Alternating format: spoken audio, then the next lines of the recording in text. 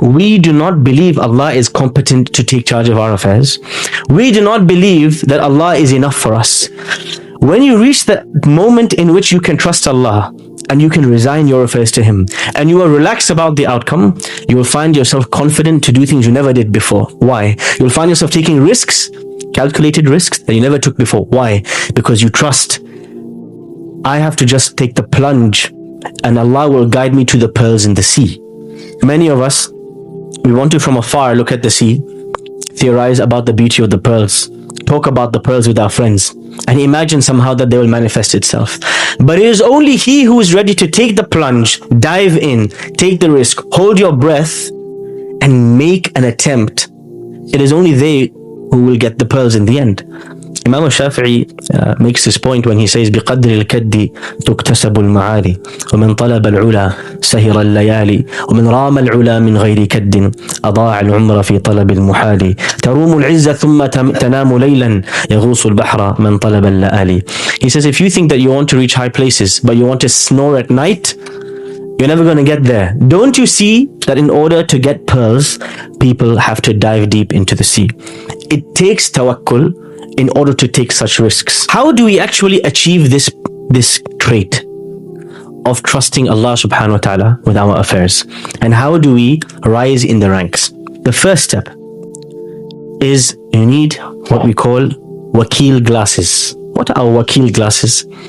Every incident that happens in your life, the way you look at it and the way you interpret it, this alone can change your life completely. How you describe what's happening to you and how you understand it and how you frame it is half of the journey of the soul.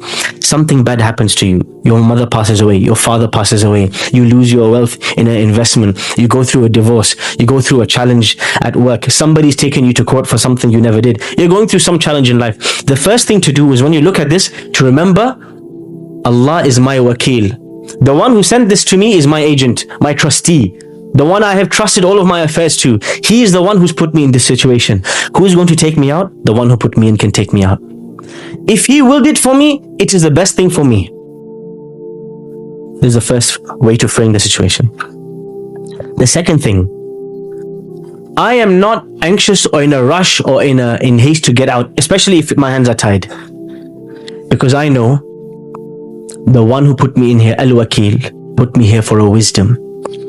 And it is just a matter of time when His wisdom dictates for me to be left out. I will not be here 1 second long than He wants me to be, nor 1 second less than He wants me to be. And this is the attitude of Yusuf alayhi salam in prison.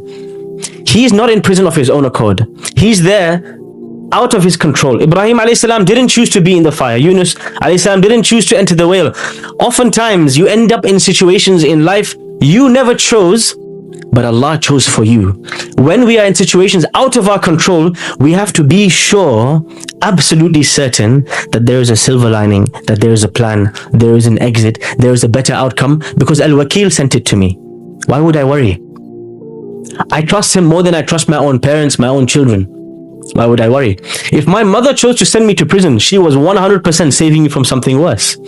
And so, if you look at, first of all, and perceive the situation in this way, it's not possible for you to be extremely stressed out or suicidal or extremely anxious. Why? You're reminding yourself, Hasbi Allah wa ni'mal wakil. I trusted myself and my affairs and my day-to-day situation to the best agent, the best trustee. Why should I worry? We have to realize our control is fake. It's an illusion. Now human beings think that they can do genetic engineering. They can control animals. They can control the taste, the size, the color of the chicken that we eat on our plates. Everything we feel that we have under our control, somehow, some way we can manipulate it.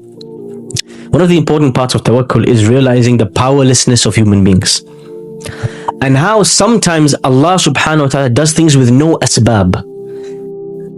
In a completely miraculous way, Allah makes things happen. In your experience of life, you may have experienced such things. Something happened, a job came to you, you never asked for it. A proposal came to you, you never looked for it. And you realize from these situations, I could do a million things and I get nothing. Or I could even sat on my seat and Allah can bring me something I never asked for. Allah can provide with or without the means and the methods and the tools. And when you are feeling despair and anxiety and worry, you have to remember these situations when Allah gave you, when you never asked for something. Maryam alayhi salam, when Allah says to her, you're about to have a child, what's her reaction? Does anybody know? She questions Allah. She's shocked. أَنَّا يَكُونُ لِي غُلَامٌ وَلَمْ يَمْسَسْنِي بَشَرٌ. She asked the angels, how is it possible for me to have a boy and a man has not touched me? قَالُوا كَذَلِكِ اللَّهُ يَفْعَلُ مَا يَشَاءُ. That's how Allah is. He does what He wants. When did you've kind of forgot at some point on the journey that it's not you going through the reproductive means that produce the child. Allah creates the child directly.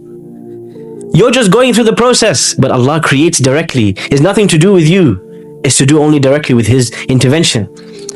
When Ibrahim alayhi salam is congratulated, him and his wife are congratulated with a child. What's the reaction of Ibrahim alayhi salam's wife? She was amazed. Whoa, how is it possible for me to have a child? قَالُوا أَتَعْجَبِينَ مِنْ أَمْرِ اللَّهِ. They said, how can you be amazed at Allah's command? Why? Because just like Maryam alayhi salam, just like the wife of Ibrahim alayhi salam, we get used to the idea that it's my CV that brings a job, and it's this reproductive process that brings the children, and it's these steps is what brings a child, and we are shocked at the idea it can come with no steps. And this is the second way to increase your tawakkul, to remember the stories of people and the stories in your own life when things happened without you trying, without you seeking, without you going out of your way. Allah brought it to you.